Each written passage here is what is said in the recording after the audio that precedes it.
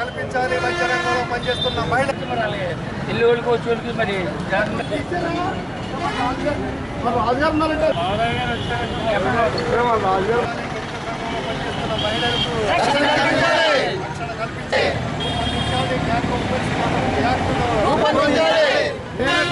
Doctor మౌమితాకు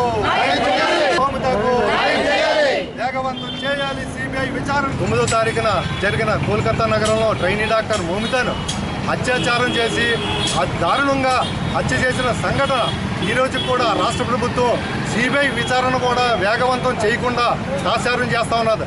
ముఖ్యంగా ప్రాణాలు కాపాడే వైద్యులకి మహిళలకు కూడా రక్షణ కల్పించకుండా ఆ రాష్ట్ర గవర్నమెంట్ ఏం చేస్తుందని చెప్పి మేము ప్రశ్నిస్తూ ఉన్నాం.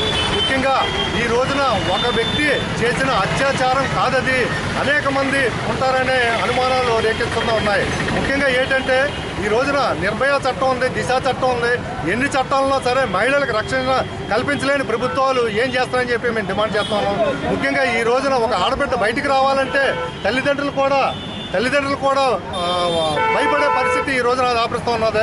ఉన్నత చదువులు పంపించాలంటే ఇటువంటి సంఘటనలు జరుగుతున్న నేపథ్యంలో తల్లిదండ్రులు ముందుకొచ్చి వాళ్ళ యొక్క బిడ్డల్ని ఉన్నత చదువుకి ఎలా పంపిస్తారని చెప్పేసి మేము పరిపాలన కేంద్ర ప్రభుత్వాన్ని ప్రశ్నిస్తూ ఉన్నాం.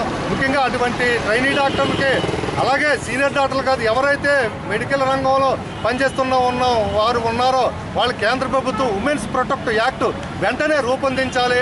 అలాగే ఇటువంటి నేరాలు పాల్పడిన వారికి వెంటనే ఫాస్ట్ ట్రాక్ కోర్టు ఏర్పాటు చేసి తగిన విధంగా శిక్ష విధించాలని చెప్పేసి మేము సిపిఎం పార్టీగా ప్రజా సంఘాలుగా తెలియజేస్తాం. దేశవ్యాప్తంగా మరి ఒక డాక్టర్ మహిళని అతి నిర్దాక్షిణంగా చంపేశారు.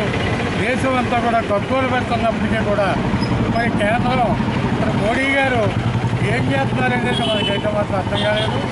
మోడీ గారు తలుచుకుంటే ఈవేళ మరి డాక్టర్ గారిని చంపిన ఎవరైతే చంపారో వాళ్ళని వాడికి ఇమీడియట్గా పట్టుకుని ఉండేవాడు.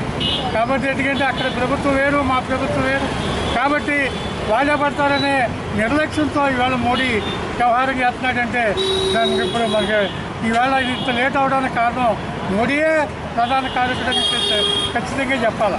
కారణం ఏంటంటే మరి దేశవ్యాప్తంగా మరి మంచి అయినా చెడ్డ అయినా ఏదైనా సరే మరి డాక్టర్లందరూ కూడా ప్రాణాలు కాపాడడానికి మేము ఉవ్వెత్తున ముందుకు వస్తుంటే అటువంటి ప్రాణాలు కాపాడే డాక్టర్లని నిర్దాక్షిణ్యంగా నిర్లక్ష్యంగా మరి చంపేసి ఈవేళ సుమారు లేదంటే 11 రోజులు అయినప్పటికీ కూడా మరి సిబిఐకి అప్పచెప్పకుండా నేటికి కూడా అక్కడ బెంగాల్ ప్రభుత్వం ఇక్కడ కేంద్ర ప్రభుత్వం మోడీ ప్రభుత్వం ఏం చేస్తుంది అనేది సిపిఎం పార్టీగా మేము డిమాండ్ చేస్తాము.